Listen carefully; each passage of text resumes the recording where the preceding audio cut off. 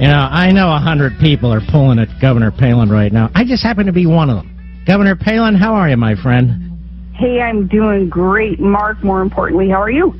I'm doing great, and I appreciate you taking the time to come on the program. But I want to get a little insight from you. My audience does too. First of all, how do you think this campaign's going generally? Well, I think on the other side of the campaign, this is a game of distraction and division, and nothing should surprise us when we acknowledge that, the left is going to stop at nothing with their friends in the media in trying to distract us from what really matters in the election, which is America on a path towards insolvency and bankruptcy. So in both terms, when you consider that, it's kind of a disheartening campaign, Mark, because I don't see the right side unifying enough based on time-tested truths and solutions to get us out of the woeful economic situation that we're in, to unify and thwart what the left, what the Democrats, what the liberal media is trying to do to us in this campaign. Well, I hear people saying we're all united, we're all united. You're thinking maybe we're not united enough right now. Oh, yeah. Look what's happening in the GOP convention right now. I mean, as we speak, look at the power grab that some in the machine are trying to do to grassroots conservatives who are really the engine behind the victory in 2010 and will be the engine behind the GOP's victory in November. The power grab in the GOP is trying to really thump the grassroots conservatives, the average independent, conscientious, almost libertarian-leaning, independent from the machine Republicans who are just trying to defend this republic and have we, the people, our voice be heard. Yeah, I agree with you 100%. I was stunned that the RNC and the Romney campaign and everything decided to have this fight to consolidate power in Washington under the RNC, take it away from the state parties and the grassroots activists. You're one of the people who spend the most time with the grassroots activists in the localities and in the states. You see all the energy out there.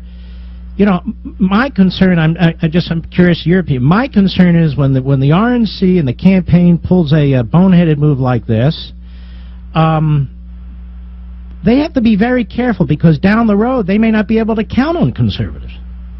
Well, that's exactly right. And if you consider how much time and resource and energy it wastes to fight against what a power grab like this would result in, that the machine is trying to do, it's just such a waste. It's also indicative, I think, of those consultants and politicos who are just supposedly so smart and so politically astute. It's an indication that they're not so doggone smart. I think that it's the average Republican out there on the front lines trying to get good people elected to put government back on our side and shrink it and defend our republic. It's just the average Republican that's part of the grassroots that I believe has a better gut instinct when it comes to politics, because they wouldn't pull shenanigans like this, like some of those in the machine are trying to pull. And I don't know what happened today as a result of,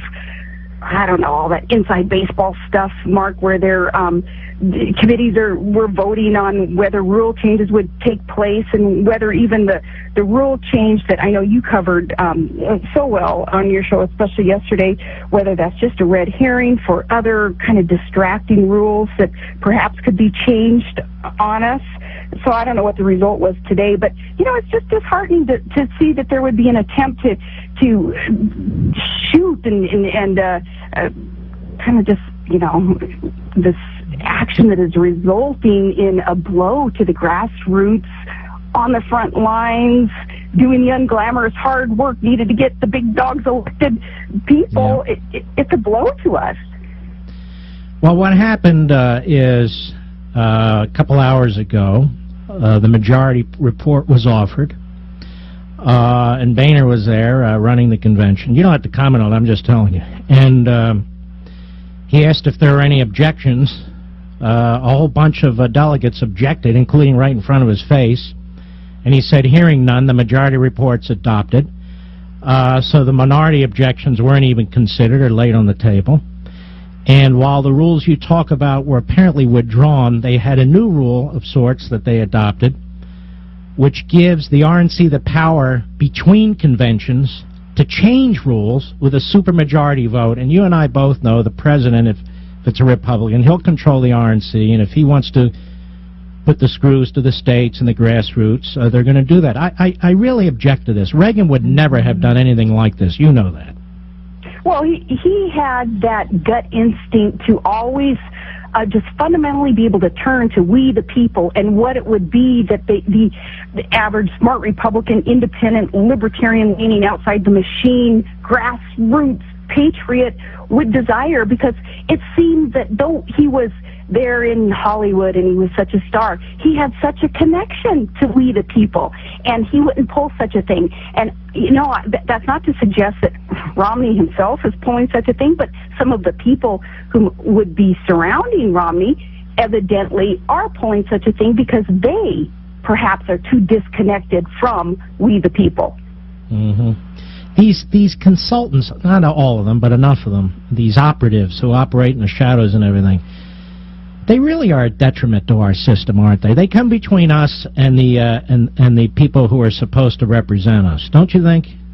Well, in my experience, Mark, I have learned that too many of these high-paid consultants from the Beltway, they are there for a season, not a reason. They look at politics as a business, a job, not so much will they act on principle and conviction and you know, standing strong on planks in a platform. They're there for a paycheck, and it's quite unfortunate. So, sure, that's quite detrimental. Now, you've been active in a lot of these primaries, and you have a pretty good record, as a matter of fact. And how do you see yourself campaigning in the couple of months ahead?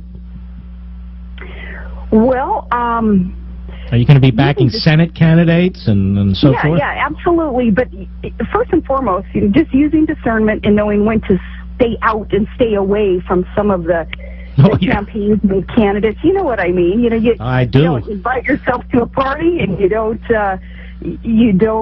chime in when it would do more harm than good. But where I can help lend some. I don't know, maybe some validation for those, especially underdog candidates who are underfunded and maybe not really bright on anybody's radar screen yet, and yet they have the right message and they have the right record of reform that is needed as we will hopefully send them to Washington. For those people to help in the coming days, I will continue to concentrate on these important down-ballot races. And, you know, I read that people are saying, oh, she's so irrelevant, and that's why she's traveled in the country to, you know, help usher in a new Senate and new congressional members. I'm like, I don't care. I'll take that criticism if they want to throw that way, because it is so important that we replace not just individuals to replace the party in power, but it's important that we concentrate on who and what we will replace these individuals who have been part of the status quo, who will replace them with. I want reformers. I want people with a record who have been willing to stand up and tackle the tough problems, and whom I can trust, and I hope that most Americans will be able to see that they are trustworthy enough to hire them, send them to Washington to turn things around. And we need reformers in there, so I'll concentrate on these important, more localized elections. Do you think if Barack Obama, my last question, because I know you're busy there, do you think if Barack Obama is reelected that he will continue with what I consider to be certain unconstitutional behavior? As a matter of fact, do you think it'll get worse because it doesn't seem like the Republicans know how to stop him, and it doesn't seem like the press gives a damn? Republicans haven't been able to stop them because it has appeared to me that too many of them in Congress have, I guess, seen their job as compromisers and ones to just go along to get along and not rock too many boats. and yet they need to be rocking the boat there in Washington, D.C. They need to stop what Barack Obama has promised to do to America, and that's fundamentally transform us. My interpretation of that and the manifestation of his promise has been a transformation into something that we aren't going to recognize soon. We will be insolvent. We will be bankrupt, and we will have very poor relationships with allies across the globe that we need as allies to keep us secure. I do believe if he's reelected, things will become much, much worse, because I think that the path that he has put us on it's very aggressive, and it's, Katie barred the door.